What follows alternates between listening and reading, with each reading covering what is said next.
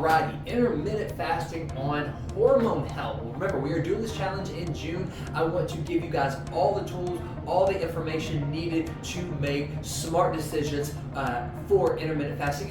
Why are we doing it? Remember, it's not a calorie restrictive diet. Instead, it is a timing window of your eating.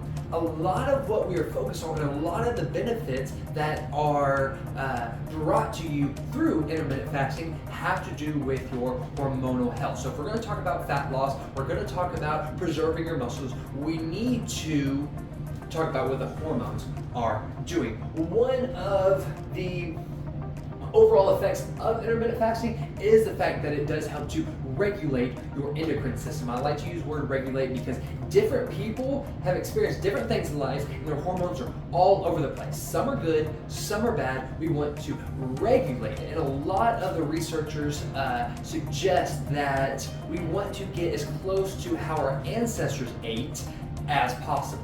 For many different reasons, but we'll talk about that. One quote I want to bring up from Shawn Stevenson. He's the author of the book Eat Smarter, and one of the main sources that we use to find information on intermittent fasting. They talk about the research, they talk about how the research is done and who does it. Another great source that we use is Fast Like a Girl, and they do the same thing as well. But to quote Shawn Stevenson, he says, "It appears that the changes in gene expressions improved hormonal function through intermittent fasting, upregulate the retention of muscle mass while boosting the rate of fat loss." Okay, that's what we're going to talk about today, is how your hormones help with that.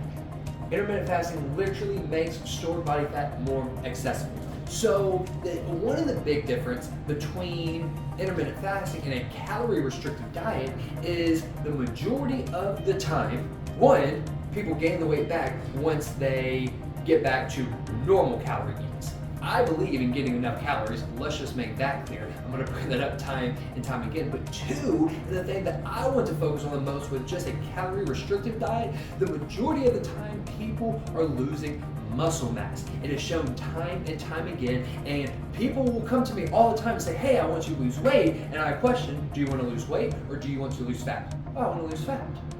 They're not the same, and we need to acknowledge that if we want to be smart with our intermittent fasting journey, not a calorie restrictive diet. I can't specify that enough. Okay, so we're going to talk about some of the hormones that are going to be affected by intermittent fasting, what these hormones are and what they do.